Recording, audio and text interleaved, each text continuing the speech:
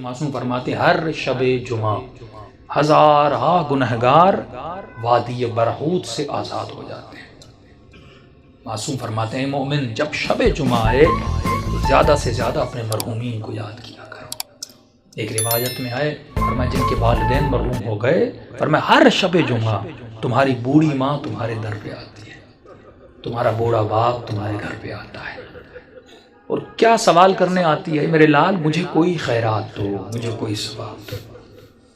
معصوم فرماتے یہ غافل انسان پوری رات سوتا رہتا ہے، یہ کھڑی رہتی ہے یہاں تک کہ صبح ہو جاتی ہے۔ ملائک کہتے ہیں اب جانے کا وقت ہے، کہتی ہے نہیں اب اٹھے گا نماز پہ، مجھے کچھ نہ کچھ تو خیرات دے گا، لیکن فرماتے سورج نکل جاتا ہے، یہ غفلت کی نیند میں سوتا رہتا ہے۔ یہ بوڑھی ماں اور مرحوم روتا ہوا جاتا ہے اور کہتی ہے کہ میرے لال اگر تو آج مجھے کچھ دیتا تو میں بھی تمہارے لیے دعا کرتی۔ فرمایا والدین وہ واحد وجود ہے پروردگار عالم نے جو بنایا ہے، مرنے کے بعد بھی ماں کی دعا بیٹے کے حق میں قبول ہوتی ہے۔ یہاں تک فرمایا اگر پریشان ہو مصیبتوں میں ہو ماں کی قبر پہ چلے جاؤ، باپ کی قبر پہ چلے جاؤ، وہاں اس کے لیے کچھ مانگو اور دعا کرو، خدا اس کے صدقے میں، کیونکہ مرنے کے بعد بھی ماں بیٹے کی تکلیف کو دیکھنا پسند نہیں کرتی۔ تو تصور کرو اس دنیا میں جس کو اللہ نے ماں بنایا وہ ہماری تکلیفوں کو برداشت نہیں کرتی، اور مولا علی فرماتے ہیں کہ میں تمہارے باپ سے بھی زیادہ تم سے محبت کرتا ہوں۔ جناب سیدہ فرماتی ہیں ہم تمہاری ماؤں سے زیادہ تم سے محبت کرتے ہیں۔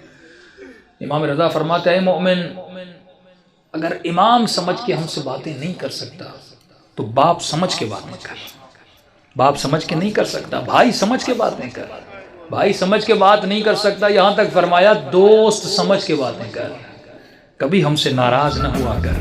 ایک مولا کا چاہنے والا گنہگار تھا، ساتویں امام کا زمانہ تھا، گلی پتلی سی تھی اور شراب کی اس میں عادت تھی، ہاتھ میں شراب تھا اور آگے بڑھ رہا تھا، سامنے امام کو آتے ہوئے دیکھا، شرمندہ ہوا کہ مولا کو کیسے میں فیس کروں گا، اس نے فوراً اپنا چہرہ دیوار کی طرف کر دیا تاکہ مولا گزر جائے اور مجھے نہ دیکھیں۔ امام جیسے آئے اس کے قریب آئے، اس کی پیٹھ پہ ہاتھ لگایا، کہا کہ اپنا منہ کیوں پھیرا ہے؟ فوراً اس نے چہرہ امام کا مولا میں نے دیکھا نہیں، بہانہ بنایا۔ تو امام نے کہا ہاتھ میں کیا ہے؟ جھوٹ بولتا مولا سے؟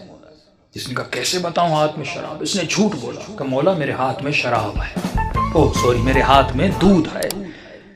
تو امام نے کہا اگر دودھ ہے تو تھوڑا ہمیں بھی پلا، ہم بھی پینا چاہتے ہیں۔ اب کہتا ہے میرے ہاتھ کانپ رہے تھے، تھا تو شراب اس برتن میں، کروں تو کیا کروں؟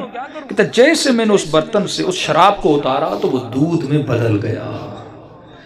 امام نے ایک جملہ کہہ کر آگے ہو کر گزر گئے، فرمایا تو میرا چاہنے والا ہے، ایسا رہو جیسا ہمیں پسند ہے۔ دوسری بات امام نے کہا خبردار کتنے بھی گنہگار کیوں نہ ہو جاؤ لیکن کبھی بھی ہم اہل بیت سے پیٹ نہ دیا کرو۔ یہ شیطانی وسوسہ ہوتا ہے، میں نے گناہ کیا، میں نے خطائیں کی، میں اتنے گنہگار ہوں، میں کیسے سجدہ کروں، میں کیسے نماز پڑھوں، میں کیسے علی سے گفتگو کروں، میں کیسے امام زمانہ سے باتیں کروں۔ امام فرماتے ہیں ہم بیٹھے اس لیے ہیں تاکہ تو ہمارے ساتھ درد دل کرے، اور یہ وسیلہ خدا نے آپ کو دیا۔ امام رضا فرماتے ہیں ہمارے چاہنے والوں چھوٹی چھوٹی باتوں کے لیے ہمیں ہماری سیدہ فاطمہ کا واسطہ نہ دیا کرو، کیونکہ ہم ہر مصیبت برداشت کرتے ہیں لیکن اپنی دادی کی مصیبت برداشت ہم سے نہیں۔ گناہوں سے بڑی کوئی خطا نہیں، بے ادبی سے بڑی کوئی خطا نہیں۔ شب جمعہ ہے، توبہ کی رات ہے، گناہوں سے توبہ کی رات ہے۔ اپنے مرحومین کے لیے بھی دعا کریں، اپنے لیے بھی دعا کریں، اور دلوں کو بارگاہ اہل بیت میں لے جائیں تاکہ خدا ان ہستیوں کے صدقے میں ہم سب کے صغیرہ کبیرہ گناہ بخش دے۔